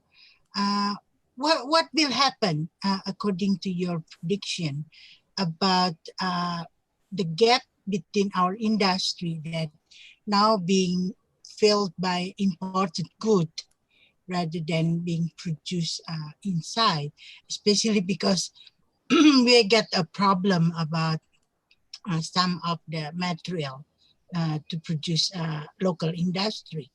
So when you're talking about polar economy, is this the foundation is really strong for the whole country, or it will be still make us a poor country compared to others developing country? That's my question. Thank you. Mhm. Um, well, few arguments there, right? So, how I understand your question is, um, given, if I'm not wrong, you can correct me. Given manufacturing did not come to the level of self-sufficiency in Mhm. Indonesia, there's some reliance. There's still severe reliance on imported goods, and that increases the sort of expenses Mhm. within urban context. Mhm. That is exactly the case with perhaps like an implication of the almost irrational reality that I exemplified in the end of the presentation, where a lot of money being printed ending up being paid by the everyday consumer because that money is free for the rich, right? For is free for that maybe 100 people who are receiving it, 100 companies and their CEOs and chairmen. But that creates a lot of inflation, which is paid by everyday people through their everyday consumption, right? So, and a way of sort of perhaps dealing with that and is all these cashbacks, all these incentives given to users and drivers of these sort of sharing economy models. So, on one hand, this free money era is creating an era of inflation as well. But on the other hand, it's deflationary, which is tough to grapple with when you think about like how can it be inflationary and deflationary. On the other hand, it's deflationary because a lot of services are sold at way lower value than their fair value. So an example of how I like to explain what Grab and Gojek is that they are selling you a $10 banknote for $8, right? So and that's beautiful. Everyone buys that, right? So if I sell you a real $10 banknote for $8, everyone will get that, and that's pretty much what they're doing with their services. The fair value of a Gojek ride, for example, that is let's say 10,000 rupiah, is actually perhaps 15,000, but it's incentivized through these investment flows, and that creates some sort of deflationary effects for the consumers actually. So on one hand, a lot of consumer goods are inflating because of, as you mentioned, reliance on imports and so on. But on the other hand, there is these sort of perks that sort of, I don't know if it cancels it out, but at least on the other hand, it creates these sort of um, these cashbacks, incentives, and so on, which reduces your services expenses. So it's a very complex system to grapple with. There's no like one clear direction of it. Um, but what it always comes back to is that flow of global money into popular economy business models, and those business models are sort of represented and sort of centralized through companies like Gojek. They're the sort of these nodes which bring money into a place like Indonesia and then disperse it in different ways, cashbacks, incentives, this and that, hiring, hiring tech talent um, in that country, which creates a lot of positive things as well. So it's not just a negative, like tragic, catastrophic event where you have this sort of massive money printing, and then which obviously is going to create problems. But on the other hand, it's creating all these unprofitable business models, which are good for us. The biggest, end of the day, biggest winner of having Gojek is the consumer, really, because you're getting taxi rides for cheaper. Like for example, if you get a traditional Ojek ride, I try everything in the urban context. It's usually like 50,000 rupiah for what Gojek would cost maybe 10 or 15. Like it's like one fifth of the cost. So obviously someone is paying for that. And that someone is not directly sitting there next to you. Is someone who's in Tokyo, so it's someone who's in New York, who is saying, you know what, there are these huge opportunities in the emerging markets, and there are these really cool companies called Gojek. Why don't we go into an investment round with them as well? And that is very like sort of concurrent with other inflation of prices in other sort of asset classes as well. So you can think of Gojek as an asset class as well, not just a company, but it's also asset which a lot of rich people make more money out of. So and the way they make it is like sort of make investments, let it grow, sell it there. Someone else makes an investment, let it grow, sell it there. I don't know until how far, but that has been the case for 10 years. And that money trickled down, almost ironically, to the everyday consumer because now we're paying less for services that used to cost way more. But that is not to neglect, the inflation that this free money is causing. So what is the long run the effect for us? As a as you know, the Indonesians, we have probably about 30-40% is a poor people, right? Poor families. So can they catch up, or they will become having a disaster? Well, if you ask me, it's better to have Gojek than not have it. So I always see it as a net positive. That is not to sort of advocate them or not to promote them, but just looking at it in a sort of numbers wise, right? It led a lot of global capital flow into Indonesia. It produced a lot of technology talent locally, and it sort of played a role in the rise of Indonesia as a positive story in the world. Like Indonesia is now seen from afar as a great place to invest. Right? That wasn't really the case 20 years ago. Gojek is part of that story. It's not obviously the driver of that story, but it's a part of that story. And you'll notice every time, perhaps with other international friends you might have, anytime you talk about like economy, technology, Indonesia, Gojek will be mentioned like 99% of the time. It's almost unavoidable. So it's part of that story, and it's very helpful to demonstrate the potential in the country. That is not to say that is the potential of Indonesia. I believe Indonesia could do way better, way more, even more like sort of development oriented technologies. But it's still a step towards positive. I think it's a net positive with all the irrational things that go on the other side. Um, so yeah, like does it help people? Yes, there's a lot of studies, some independent, some commissioned by Gojek, that confirm it rises the income of most drivers who join. It gives them some sort of insurance perks. It gives them some sort of camaraderie, which they didn't have perhaps in their previous jobs. So it has a positive, net positive, let's say, effect on its drivers. It has a net positive effect on the consumers and for the government as well. When you think about it, it's a great success story they can promote abroad. So like, is it good to have Gojek? Yes. Like, why would I want not to have it? It has a lot of positives that it brought into Indonesia.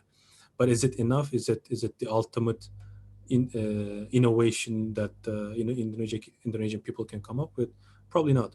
And that is the case for any country. So I speak from sort of like a global south perspective, in a sense. Like, we have similar companies in Turkey as well, where, yeah, okay, they're doing great, but like, we can do much better in terms of like really coming up with original ideas that are high value added exports. For example, something like Apple, right? Something like, it's always the easy example, but something like you produce it for $100, sell it for $1,000 abroad, and bring in a lot of meaningful capital that is profitable into the country. That, I think, that's at least the minimum potential of such, countries with fantastic talent.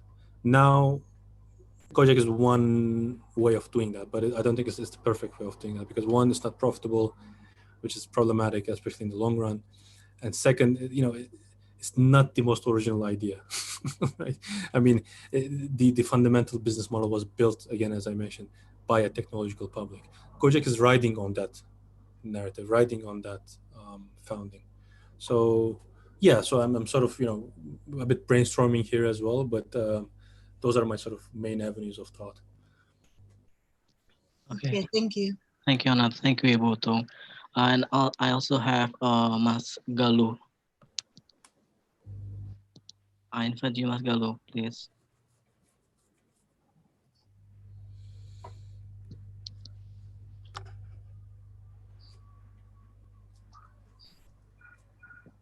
Yes, thanks, Pak Moderator. I'm just wondering, and I would like to know your perspective about the sustainability of Gojek itself in terms of, because I noticed that you used the notion of popular economy, and the one that I do understand is that is one of the characteristic of I think economy in different countries, which are probably mostly made up by informal economy and also for probably crumbling infrastructures. And I assume that actually Gojek is riding on those two characteristics, informal economy and also crumbling infrastructure. And I also would like to follow the question that Pak Fajar has addressed before about the legal system. And I know it's a bit complicated because actually Gojek is riding on the gray area, it's on informal economy, but also it's actually formalized through several mechanisms. And how do you see, or what is perspective about the sustainability of such kind of business? I mean, it's riding on that kind of gray area. And I know, based on also several World Bank reports, for instance, that around 70% of the world laborers in many different countries are actually coming from the informal sector. Correct. And also, I think around 35% of the GDPs from the middle income countries are actually coming from the informal sector. So actually, from the perspective of transition economy, informal economy is still important, but it is sustainable for the for the long future, or what is your opinion about that one? And in the case of Gojek, thanks. That's a great sort of conversation that sort of sums up a lot of things I'm saying. So I'm glad you asked that. So it's fascinating, right? Like, it's an informal, illegal practice on one hand, but it's also a formalizing force on the other hand when you think of Gojek. And that's why the word informal breaks apart. It becomes so useless, right? It becomes inaccurate. It becomes outdated and all these sort of negative things. So that's why I like to stick to popular economies. And I'm not dogmatic about that, but I really love how Abdul Malik Simon is able to communicate that as a very both fascinating and practical um, sort of phrase that really encapsulates the reality on the ground much better. As you mentioned, 70% of, at least, probably more, of transactions in Indonesia are informal. But again, that word is always, it always sort of sticks to me as inaccurate, because does that mean those transactions are illegal? Does that mean those are important? Does that mean they're on the margins? No, like, because when you say informal, you're assuming something is formal, and that's the correcting way of doing things. And other people who are on the informal side are doing something kind of wrong, which is unfair. Like that is not a good way of thinking about how the reality is in Indonesia, right? I would rather, and that's the case for every other global South context. I would rather use something that at least recognizes um, the importance, the significance, the vital role all these transactions have in reality. And there's nothing wrong with being informal, right? So that's why I only sort of mention it and run from it. I say, okay, this is kind of informality, and I rather use popular economies because it does not charge this. It doesn't accuse people of being illicit, illegal, informal, this that. That's why I like that term better. And yeah, like to sort of jump back to your first question, Gojek does formalize a lot of transactions. Hence, just by doing that, it contributes to GDP growth. So it doesn't necessarily have to push for more transactions, but like a little trick you can use to grow your GDP is to formalize transactions, right?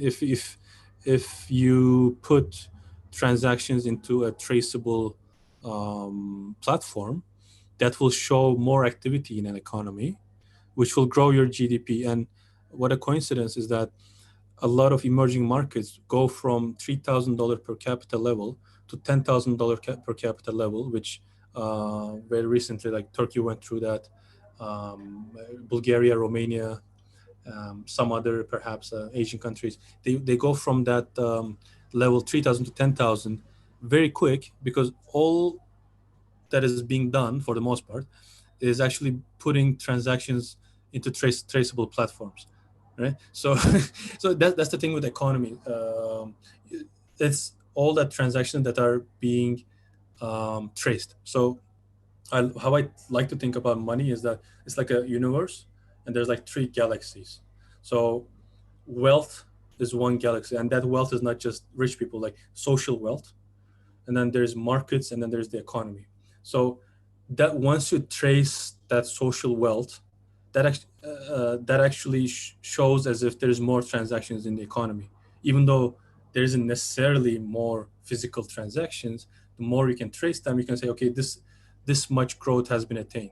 And then there's the markets, which sort of are much more emotional in terms of sort of driving through narratives and creating narratives and sort of funding both the wealth and the economy in various ways. So money sort of exists in that whole universe that are actually kind of detached, but also interlinked in terms of how they go up and down in their growth trajectories. So that's how I like to imagine the traceability incentive that Gojek presents, and why it's sort of why the government is fond of it, because it lets more GDP growth, even though it's just all it does is, instead of having transactions in the informal sector, the same transactions happen on the Gojek application, and that is now traceable. Hence, it contributes to GDP growth. So yeah, I mean, it's again, it's again a net positive. Nothing wrong with that at all. I mean, especially except if you consider privacy issues, but that is a massive issue in terms of communication and other sectors as well. But other than that, like having traceable transactions is not necessarily a bad thing. It contributes to GDP growth and a lot of other better things. Thank you, Onat. Uh, do you have a following question, Mas Galuh? There's a question in the chat. Shall Yeah, we yeah, address that? yeah. So There's a question from Mm. Fikri. Um, Related to the current condition of a COVID-19 crisis, it also happened in Indonesia. Many experts predict that uncertain the condition will obviously undermine the economic sector, including fintech industry, such as Gojek and Grab. Do you have any remarks on that, Anat? Yeah, I think just as anything else, when there's conversations about COVID-19, it accelerated the process, right? So I think the consolidation, let's say, like the coming together of the sharing economy sector will be accelerated through COVID-19 crisis because these companies are more and more realizing or being forced to realize being operational on the streets is very costly. And now that they have this huge user base of 150 million plus just in Indonesia, and perhaps more even, given whenever you look at the data, um, they will sort of bank on that. They will capitalize on that and say, you know what, everyone has Gojek on their smartphones. We don't have to keep recruiting new users and drivers. And sorry to the drivers, of 2 million drivers, we'll just be a fintech company. We will just be a payment company because we have QR codes and payment systems, POS solutions all over Indonesia. And why don't we just, earn transaction fees and not deal with all this sort of operational costs, incentives, this, that, to keep drivers on our platform.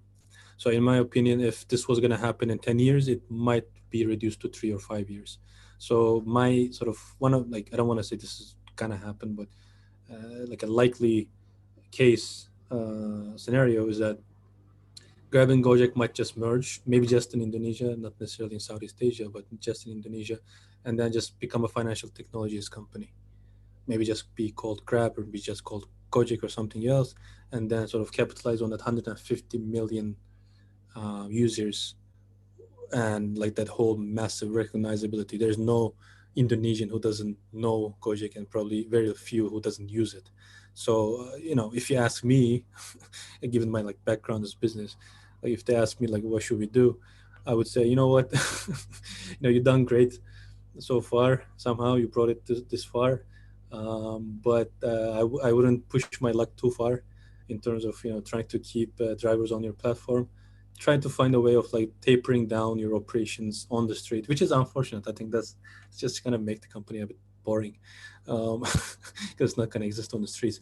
And then just taper down your operations and just become a financial technology company, which has a better shot at being profitable. Because the reason for that is, you might ask, what does it have to do with COVID-19? Two reasons. One, their business model is dependent on bringing people together, a driver and a user. People don't want to come together in COVID-19, probably at least another 6 months, optimistically, maybe a year. So that's one thing. That's a huge loss for them already. They lost 6 months. And on the other hand, a lot of investment might be not as enthusiastic in entering emerging markets, because now they're sort of exposed to be not the growth story they were marketed to be, right? So maybe they will have to be profitable at one point, and not make claims like we don't have profitability on our schedule, which is, again, as I mentioned, I was quite surprised, even though I know they think that way. But when I saw that quote, I was like, okay, they're really serious about um, not trying to be profitable. So maybe just nature is gonna force them to be, right? So they'll just, because financial transactions always happen. The people will always go to grocery shopping. The people always use QR codes and POS machines to make transactions, whatever happens, even if there's a war, pandemic, whatever. But people don't necessarily use taxis. There's no like, there we saw that they might not use it for a year. But financial transactions are always happening, and they'll have less competitor pressure, because now that they're consolidated as a merged company, Grab and Gojek, they'll probably have to offer much less incentives. But that's going to take time, so don't expect it to happen like in the next year or so. But slowly they'll push this rhetoric a bit. They'll sort of suggest it, maybe then deny it, and suggest it again, and then maybe taper down operations in some cities, and then pretty much become a financial technology company in 5 to 10 years. Oh, thank you, Anand. We still have 5 minutes left. I'll give an opportunity to one question.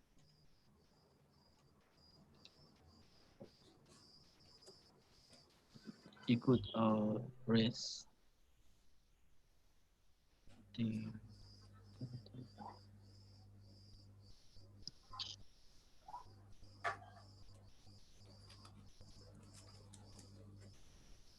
Oh, I see one from the office Naga. So yeah, I invite our office Naga to ask your question, please.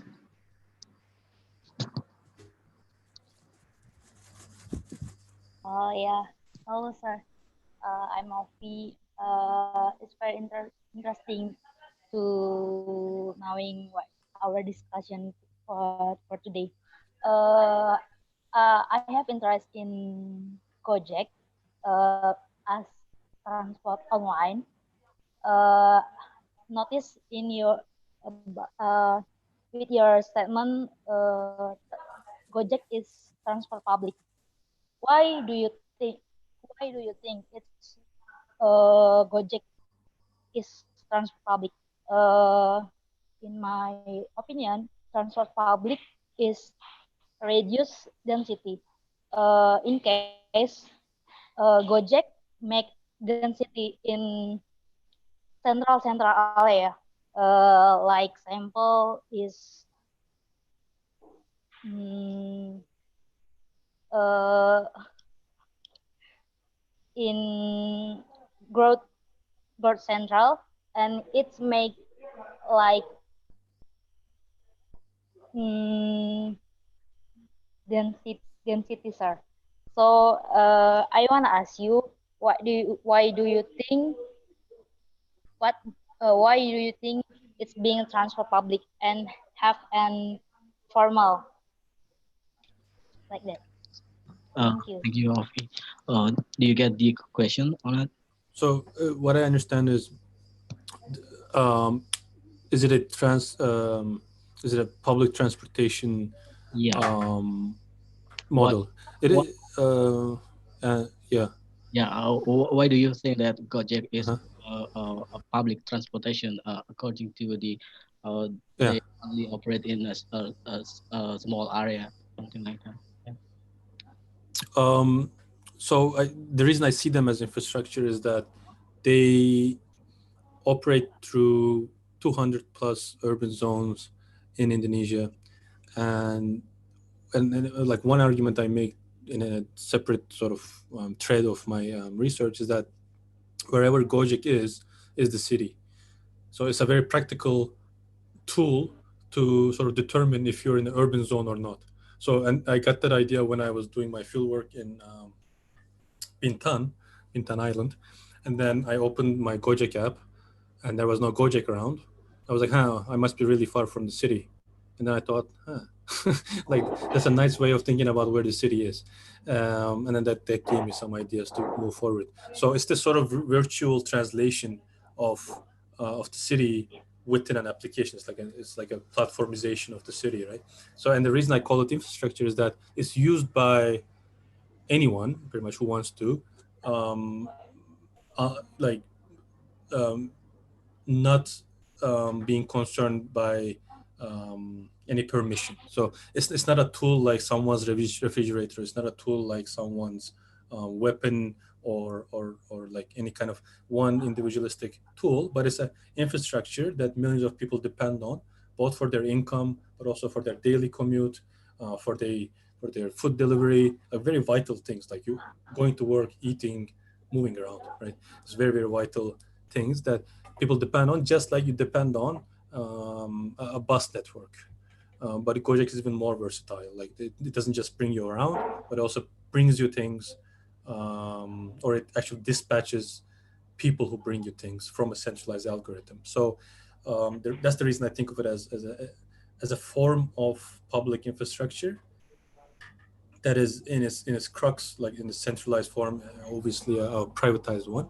But I mean, the profits go to the private corporation, but the way it's used is no different than any other sort of bus network. And as you might know, a lot of bus networks, a lot of ferry networks, a lot of other public infrastructures are also privatized.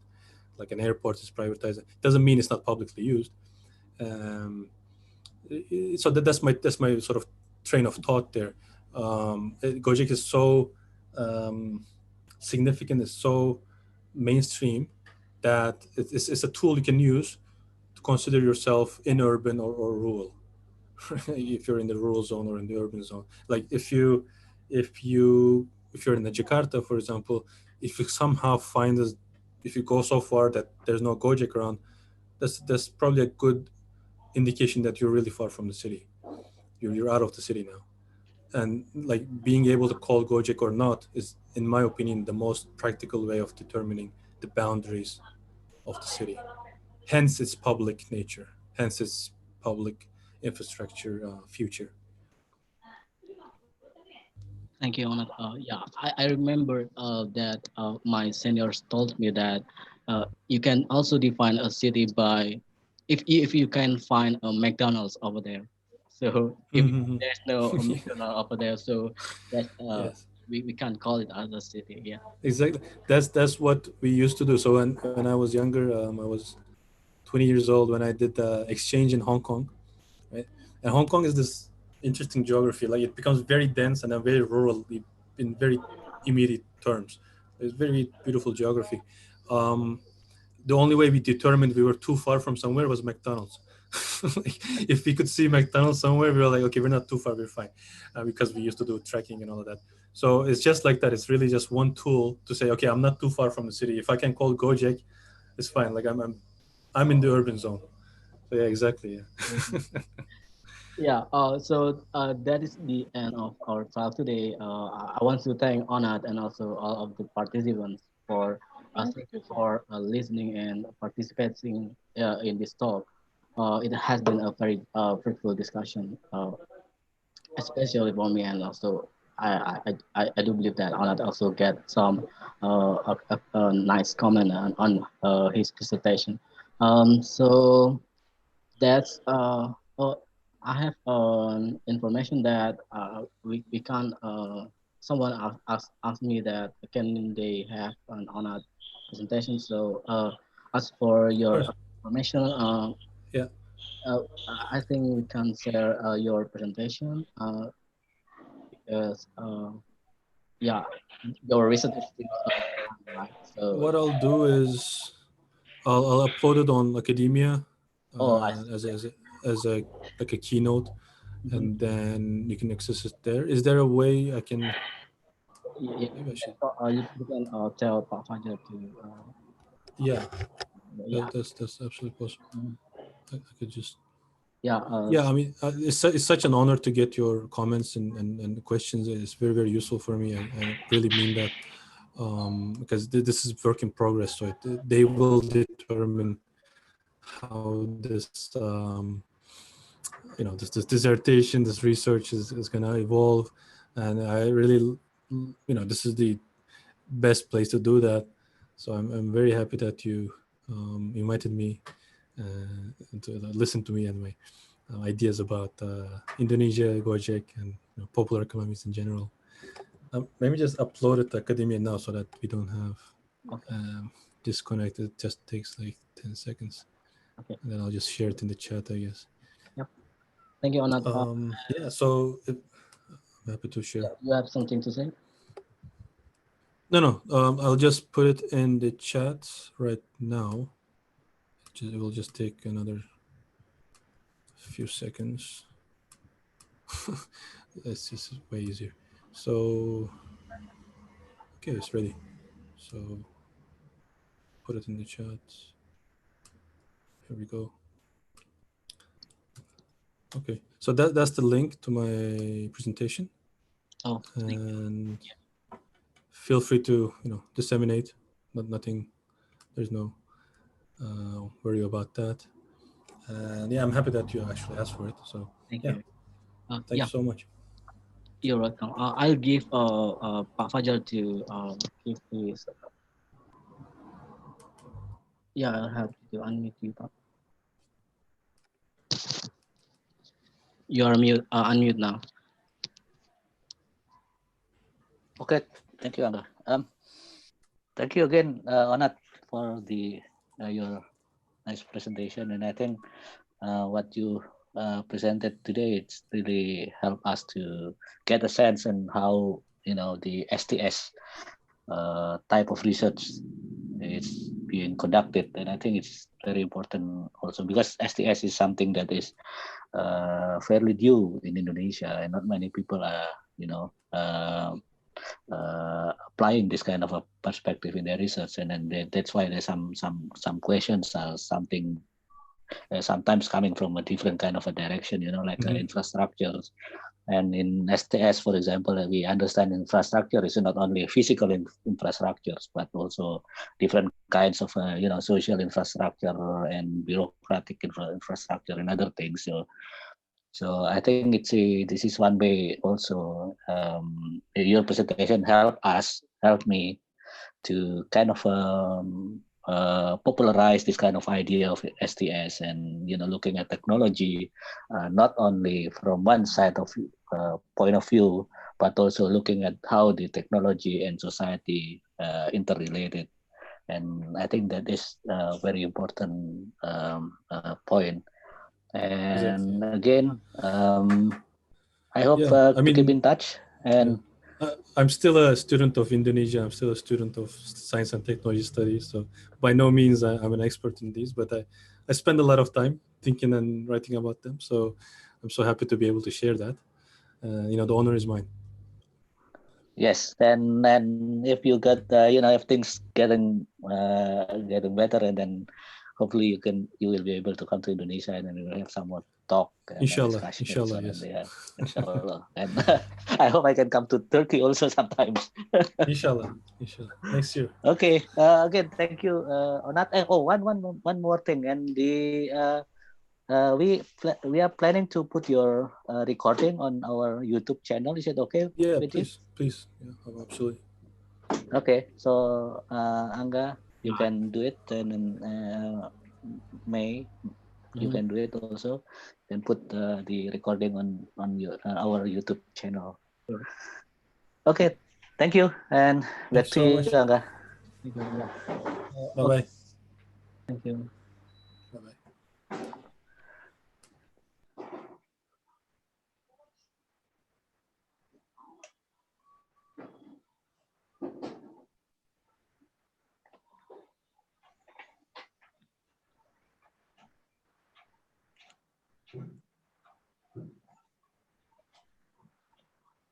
Tuh, udah hilang ya.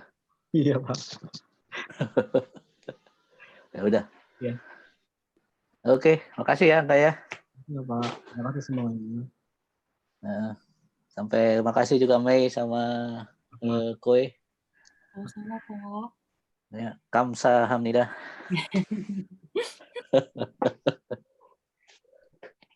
Saya live meeting ya. Ya, makasih ya. Terima kasih Mas Angga, Pak Fajar. Ya, kamsahamnida. Close meeting ya. Yuk. Terima kasih Mbak. Ya Pak. Makasih Ya. Fatma ya. Iya Pak, Makasih, Fatma. sama-sama.